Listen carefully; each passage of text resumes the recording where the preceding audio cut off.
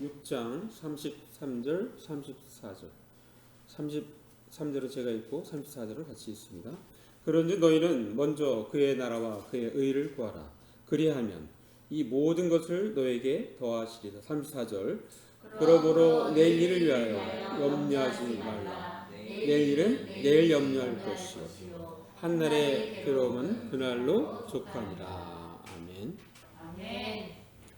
자, 우리가 지난주에는 나라 사랑에 대해서 우리가 말씀을 들었습니다.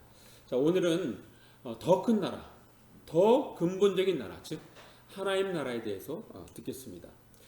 자, 20세기 최고의 강해 설교가 또 탁월한 복음주의 전도자 마틴 로이드 존스는 영광스러운 교회와 아름다운 종말에서 이렇게 이야기합니다. 교회는 하나님 나라의 표현이지만 그 둘이 동일시되어서는 안 된다.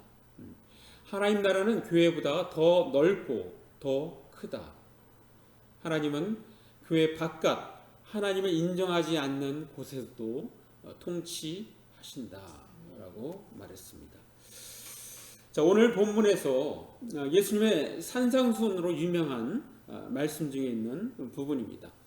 자, 산상수훈, 이게 우리가 그림으로 볼 수 있는데요. 예수님 딱 봐도 알 수 있죠. 자, 이것은 이제 팔복으로 시작됩니다. 자, 마태복음 5장부터 7장까지의 내용인데요.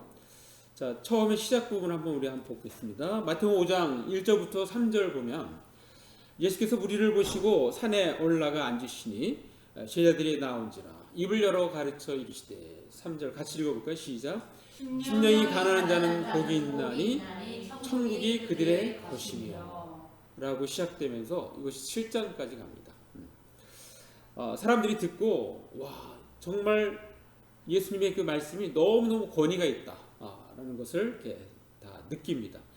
그 안에 들어있는 말씀인데요. 자, 오늘 말씀 다시 한번 읽어보겠습니다. 마태복음 6장 33절 시작. 그런데 너희는 먼저 그의 나라와 그의 의를 구하라. 그리하면 이 모든 것을 너에게 더하시리라.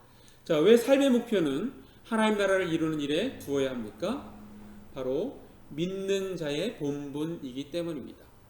자, 학생의 본분은 공부입니다. 군인의 본분은 나라를 지키는 것입니다. 자, 믿는 자의 본분은 바로 하나님 나라를 이루는 것입니다. 자, 장로 신학대학교의 기독교 교육학으로 교수 생활을 11년 하다가 이분이 주님의 교회의 담임 목사를 이렇게 부임해 갔어요. 그러니까 실제 자기가 이렇게 목회를 하면서 느낀 것이 뭐였냐면 바로 교회에 하나님 나라가 없다는 거예요. 그러니까 그것이 이렇게 강조가 안 된다는 것을 느꼈습니다. 그래서 그것을 가지고서 자기뿐만 아니라 한국 교회를 보면서 그걸 느껴서 바로 이 책을 쓴 거예요. 우리가 하나님 나라를 몰랐다라는 책을 썼는데 여기서 이렇게 얘기합니다. 자, 우리는 세상을 구원하려는 가치보다 우리끼리 잘 되는 가치를 가졌습니다. 자, 그래서 세상이 우리를 비난하는 것입니다. 우리는 이 땅의 모든 생명을 위해 존재해야 합니다. 자, 그러면서 크리스찬에 대한 그 단어를 이렇게 설명합니다. 자, 세상 사람들은 우리를 크리스찬이라고 부릅니다. 크리스찬은 작은 메시아라는 뜻입니다. 우리에게 성령이 주어졌기 때문입니다. 우리가 예수의 이름을 부르기 때문입니다. 우리는 세상을 구원할 메시아들입니다. 사명자들입니다. 그래서 이러한 사명감을 갖고 살 것을 도전하고 있는 것입니다. 자, 이 춘천옥 할매김치 CEO 또 디지털 김치 장수로 제2의 인생을 살고 있는 어느 40대의 자전적 신앙 고백을 담은 것이 책으로 나왔는데 인생김치 이야기라는 책입니다. 자, 심동철 씨인데요. 자, 이분은 35세에 예수를 영접하였습니다. 그의 신앙생활을 하면서 하는 사업도 잘 되었고 남부럽지 않게 살았습니다. 그리고 그것이 하나님의 축복으로 알고 감사하면서 행복하게 살았습니다. 자, 그런데 우리가 잘 아는 1997년 바로 위안위기 때 사업이 부도가 난 것입니다. 자, 믿었던 선배, 의리를 베풀었던 친구에게 배신을 당합니다. 형제, 부모, 절친한 사람들도 모두 등을 돌렸습니다. 마치 전염병자 환자처럼 취급을 하는 것입니다. 가난의 비참함을 처절하게 체험합니다. 밤낮 채권자들에게 시달려서 하루에도 12번 삶을 포기하고 싶어 했습니다. 당장 나갈 버스비조차도 없었습니다. 그리고 7년이 흘렀습니다. 어느 날 하나님께서 음성을 들려주는데 어떤 할머니를 만나게 하고 김치를 만들 것을 이렇게 하나님께서 그런 음성을 주신 거예요. 그래서 3만 원을 가지고 배추를 가지고 김치를 만들며 개발에 몰두했습니다. 한번 생각해 보세요. 굉장히 가난한 사람이, 돈도 없는 사람이 맨날 집구석에서 배추 가지고 이렇게 했다가 저렇게 했다 하니까 와이프도 막 욕했어요. 차라리 나가서 그냥 택시 운전이라도 해라 막 이렇게 했는데, 아무튼 그러한 것을 다 극복하고 결국에는 김치를 개발을 하는데 성공을 한 것입니다. 자, 그는 과거에는 하지 않았던 일을 새롭게 시작하였습니다. 이웃을 돌보는 것이었습니다. 김치 나누기를 실천하고 있는 것입니다. 자, 과거에 오직 자신과 그의 가족의 안위에 몰두하다 보니 점차 어렵고 소외된 이웃들에게 눈과 귀가 멀어진 것을 깨달았기 때문입니다. 그는 이렇게 살아가면서 생존 전략에 이게 인생김치, 김치하고 이렇게 관련돼서 인생김치 당금화라는 그러한 이렇게 자기의 인생의 원리를 적었는데요. 자, 인생 배추밭에서 스스로 뽑혀야 산다. 그래서 배추가 김치가 되려면 그렇죠.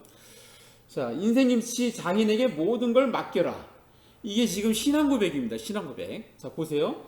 자, 스스로 뽑혀야 산다. 이거 하나님께 뽑히는 겁니다. 예수 믿는 그것을 얘기합니다. 자, 인생김치 장인에게, 여기서 장인이라는 건 누구예요? 하나님. 하나님께 모든 것을 어떻게 된다? 맡겨야 된다. 내가 뭐 하려면 안 되고 장인에게 맡겨야 된다는 거예요. 그리고 세 번째는 김치독 뚜껑을 자꾸 열어오지 말라. 왜냐하면 부패가 돼서 이게 상할 수도 있으니까. 그래서 자기는 아직 내가 계속 고난 중에 있는 것은, 야, 너는 아직 상에 올라갈 때가 안 됐어. 하나님께서 계속 인내할 것을 요구한다는 것입니다. 그럼 마지막에는 어떻게 해요? 진짜 김치가 돼서, 맛있는 김치가 돼서 이렇게 올라가는데, 김치는 파는 게 아니라 나누는 것이다. 이 사람의 글에 보면 재미난 게 나오는데, 김치 사오론이라는 말이 나옵니다. 그러니까 사는 죽을 사자예요. 그러니까 김치가 되기 위해서는, 맛있는 김치로 상에 올라가기 위해서는 5번 죽어야 된다. 5번. 우리가 잘 생각하면 나올 수 있는 거예요. 자, 먼저는 첫 번째는 밭에서 뽑혀야죠. 그래서 1번 죽죠. 또 그 다음에는 칼로 배를 쫙 가르죠. 2번 죽습니다. 그리고 이 할복한 배추에게 소금을 막 뒤집어 쓰고 절여집니다. 3번째 죽습니다. 또 절여진 다음에는 온몸에 양념을 막 그냥 고춧가루 막 바릅니다. 고통을 겪어야 하면서 4번째 죽습니다. 그리고 5번째는 독에 담겨 땅에 묻히니 5번 죽는 것입니다. 자, 지지난주 해서 그 라이즈 오브 베티스트가 끝났습니다. 2주 동안 연속했는데요. 저도 가끔가다 이렇게 설교를 들었는데, 저에게 굉장히 인상적인 메시지를 이렇게 듣게 한 분이 그 성광침례교회 유관재 목사님이에요. 그분이 마지막 날 했어요. 개혁인가 회복인가. 그래서 교회는 개혁하는 것이 아닙니다. 교회는 회복되는 것입니다. 교회는 원래 좋았습니다. 개혁할 게 없다는 거예요. 원래 좋았는데 살다 보면서 오히려 이렇게 망가졌다는 거죠. 개혁하지 말고 회복합시다. 그리고 개혁이라는 그 단어, 그것은 진화론적 단어라는 거죠. 우리는 회복해야 된다. 자, 그러면서 이분이 간증을 해요. 간증. 고교 시절에 자기하고 굉장히 친한 친구가 있었는데, 이분은 이제 아버지가 대학 학장이면서 또 목사인 거야. 유관재 목사님도 자기 아버지가 목사거든요. 같이 좀 공통점이 있으니까 서로 마음이 통하는 친한 친구였다고 합니다.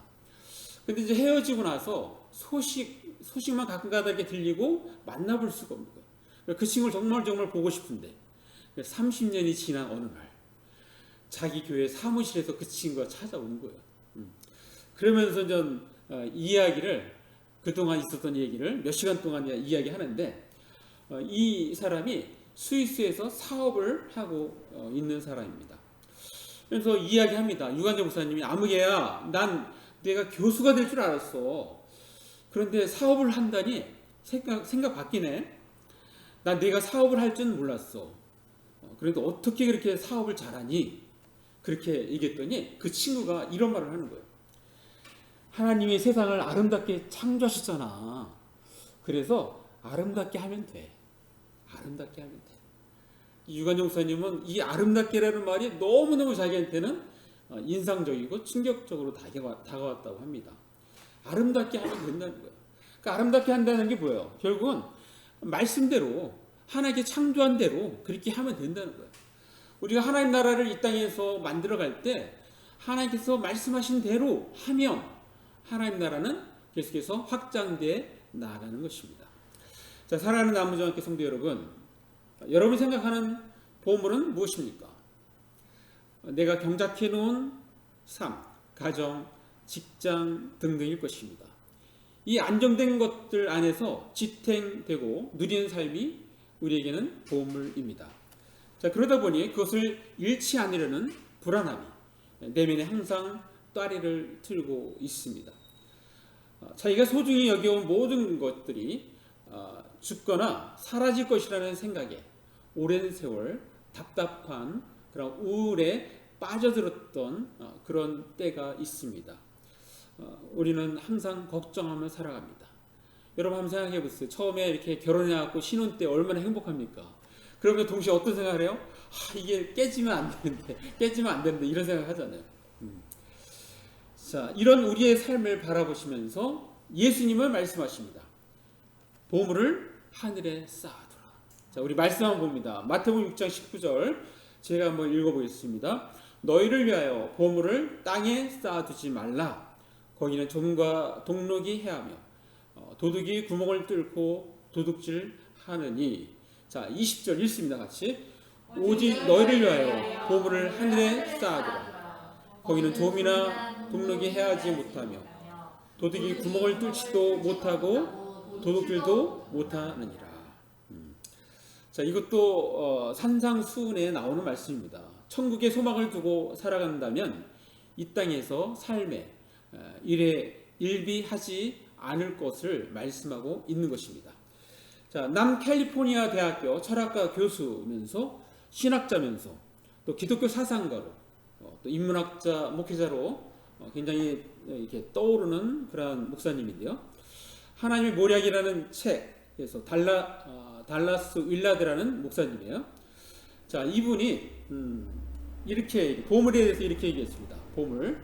자, 보물의 현재성, 그리스도와의 연합된 삶 자체가 보물이다. 그 풍성함은 지금을 살아가는 우리에게도 풍성하게 공급된다. 우리가 천국만 늘 이렇게 갈 것을 기대하면서 살아가는 것, 그런 부분이 아니라 우리가 현재 이미 하나님 나라를 누려야 된다는 것을 이렇게 표현하고 있는 것입니다. 자, 그러면서 계속해서 이렇게 얘기합니다. 연속되지 않은 썩어질 것에 우리의 시간을 투자할 필요가 없다. 오로지 그분을 닮아가는 성품과 인격, 그것에 투자하면 그것은 영원한 것이 된다.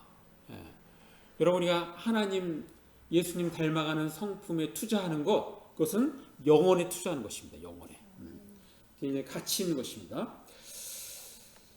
자, 산상수훈에 또 하나 소개합니다. 마태복음 7장 13절에서 14절. 자, 한번 같이 읽어볼까요? 시작.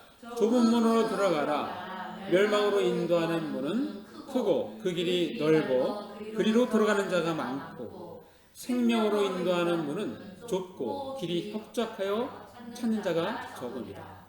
자, 하나님 나라를 이 땅에서 우리가 실천할 때 그것은 결국은 좁은 문이고 좁은 길이라는 것을 표현한 것입니다.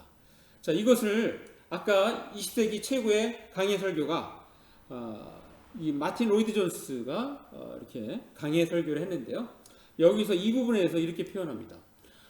너희는 저 좁은 길을 걸어가기 바란다. 좁은 문으로 들어가라. 이 좁은 길로 오너라. 그러면 그 길로 내가 너희보다 앞서 걷고 있음을 발견할 것이다.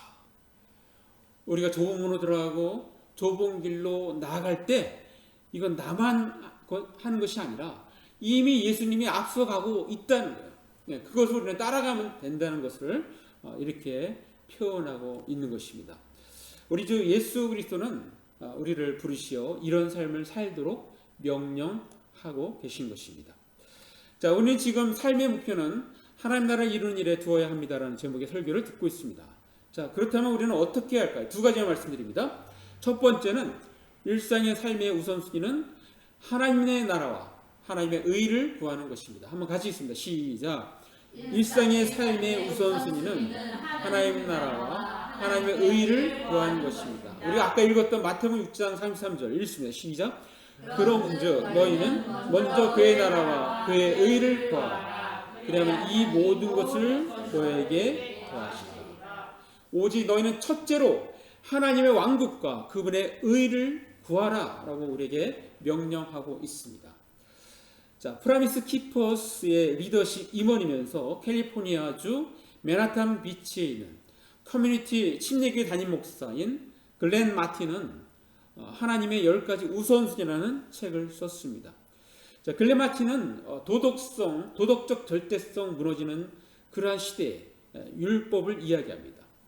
그는 혼란과 어둠이 점점 더 가중되고 있는 오늘날 우리에겐 변함이 없는 절대적 기준이 필요하다고 말하고 있습니다. 자, 시대를 초월하고 신분에 따라 다르게 적용되지 않는 황금률 말입니다.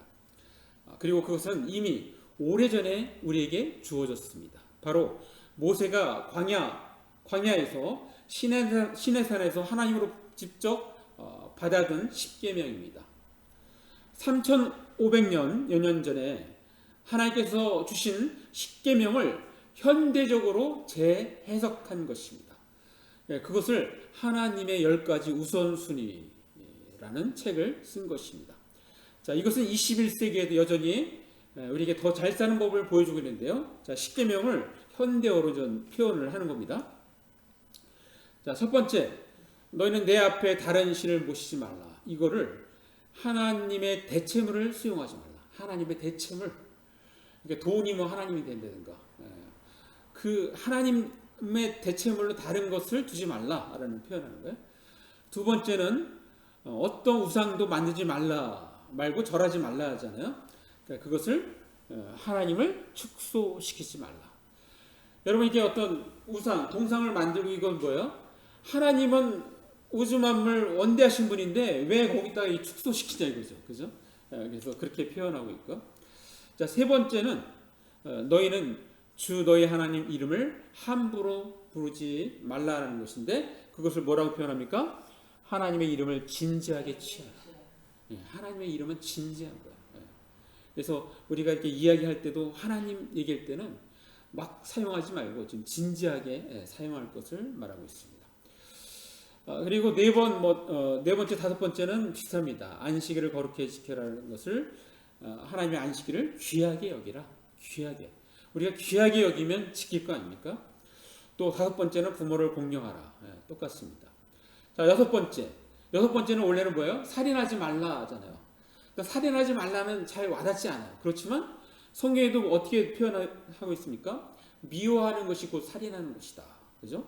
그래서 그 미워하는 그것은 분노로부터 나오니까 분노를 다스려라. 분노. 그다음 일곱 번째는 간음하지 말라 했잖아요.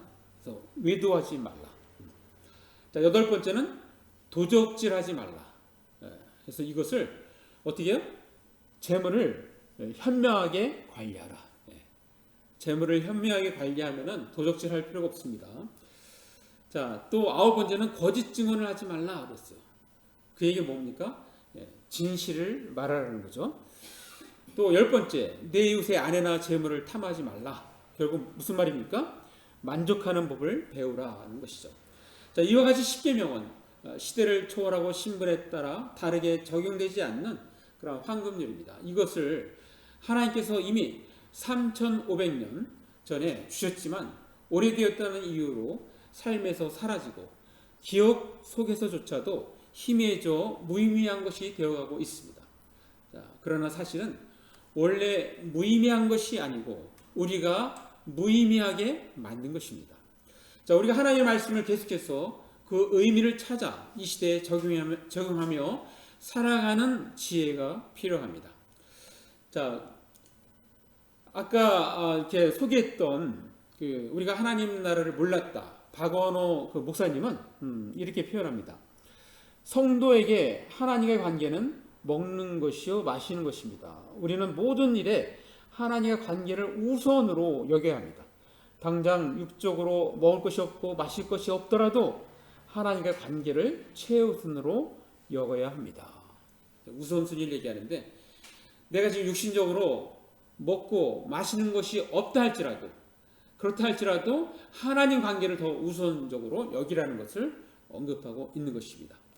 자, 삶의 목표는 하나님 나라를 이루는 일에 두어야 합니다. 그렇다면 우리는 어떻게 할까요? 두 번째는 모든 필요한 것을 공급해 주시는 하나님을 신뢰해야 합니다. 한번 같이 읽습니다. 시작. 모든 필요한 것을 공급해 주시는 하나님을 신뢰합니다.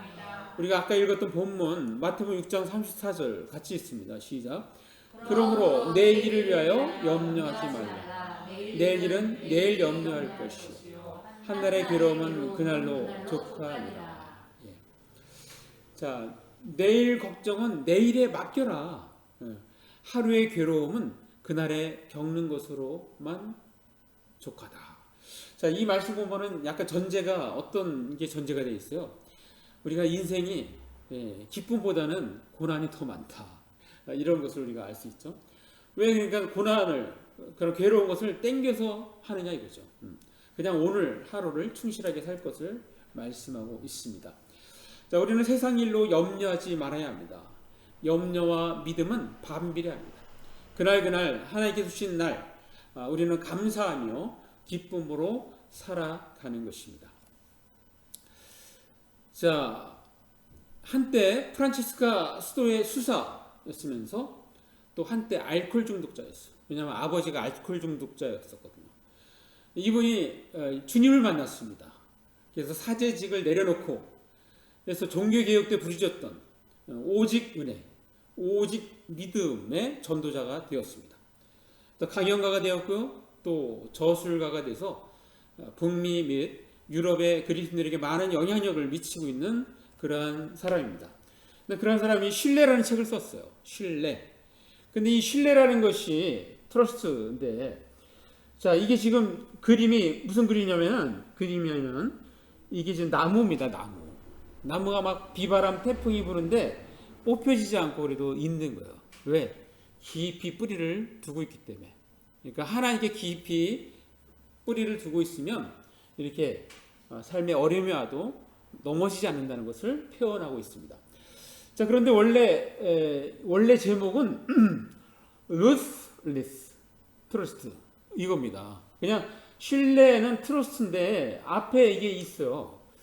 앞에 ruthless라는 말은 이것은 이 가차없는 그런 이 잔인한 이런 뜻이 있어요.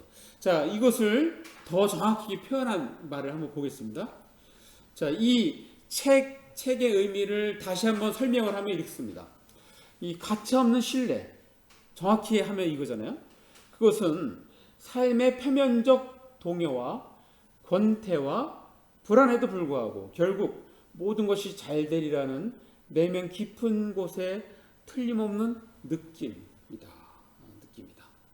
어떠한 상황에서도 신뢰해야 된다. 그 의미를 이렇게 표현을 하고 있는 것입니다. 아주 독특한 단어를 쓰고 있죠. 자, 그러면서 이 신뢰라는 단어를 이분이 이렇게 표현해요. 자, 우리의 신뢰가 하나님께 그토록 큰 기쁨이 되는 이유는 무엇일까? 신뢰란 사랑의 지구한 표현인 까닭이다. 여러분, 우리가 사랑 얘기 많이 하잖아요. 근데 사랑하기 때문에 우리는 신뢰하는 겁니다. 그죠?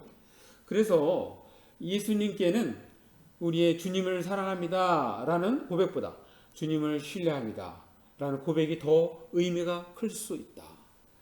우리가 주님을 사랑합니다 그러면 잘 와닿지 않아요. 그렇지만 주님을 신뢰합니다 하면 그 의미가 더 잘 와닿는다는 것을 우리가 알 수 있습니다. 한번 따라서 해보시겠어요? 주님을 신뢰합니다. 주님을 신뢰합니다. 자, 이것을 성경으로 다시 한번 정리하면 로마서 8장 28절입니다. 자, 우리 한번 같이 읽습니다. 시작. 우리가 알거니와 하나님을 사랑하는 자, 곧 그 뜻대로 부르심을 입은 자들에게는 모든 것이 합력하여 선을 이루느니라. 예. 자, 하나님을 사랑하는 사람들, 곧 하나님의 계획에 따라 부르심을 받은 사람들에게는 모든 일이 서로 작용해서 좋은 결과를 이룬다는 것을 우리는 압니다. 라고 표현하고 있습니다. 자, 마무리합니다. 자, 기독교는 일반 종교와 다릅니다. 우리는 예수를 믿는 순간 인생의 목표가 완전히 달라집니다. 그 목표는 내게로 향하는 것이 아니라 반대로 하나님을 향합니다. 그것은 삶의 목표가 하나님 나라를 이루는 일에 두는 것으로 바뀌는 것입니다. 자, 그러나 우리는 죄된 본성을 가지고 있기 때문에 이 부분을 늘 상기하지 않으면 우리는 어느새 자연인들, 그러니까 불신자들이 추구하는 목표와 별 차이가 없는 목표를 가지고 살아갑니다. 자, 이 부분은 당장 크리스찬이 빛과 소금의 역할을 하지 못하는 것으로 드러납니다. 또한 공동체적으로는 교회 전체가 세속화되어지는 것으로 나타나는 것입니다. 자, 그러면 하나님 나라는 온데간데 없고 오직 자신의 성공을 위하여 달려가게 되는 것입니다. 아까 그 김치 그 사람이 고백했던 것처럼 자신과 자신의 가족의 안위만을 위하여 살아가게 되는 것입니다. 자, 이것이 바로 오늘날 한국교회 위기로까지 치닫게 된 것으로 나타났습니다. 자, 우리는 다시 신앙의 본질로 다시 돌아가야 합니다. 자, 우리의 시선을 이 땅에서 하늘로 옮겨야 합니다. 이제 삶의 목표는 하나님 나라를 이루는 일에 두는 쪽으로 바뀌어야 합니다. 그러기 위해서 우리는 첫 번째 인생의 삶의 우선순위를 하나님 나라와 하나님의 의를 구하는 것에 두어야 합니다. 그리고 그때 그 모든 필요한 것을 공급해 주시는 하나님을 신뢰하며 살아가야 하는 것입니다. 자, 우리 모두 일상의 삶의 우선순위를 하나님 나라와 하나님의 의를 구하는 것에 두고 주님을 전적으로 신뢰하며 믿음으로 나아가는 저와 여러분 되시기를 간절히 바랍니다. 자, 기도하겠습니다. 이 시간 말씀 잠깐 생각하시면서 1, 2분 기도로 나아갑니다.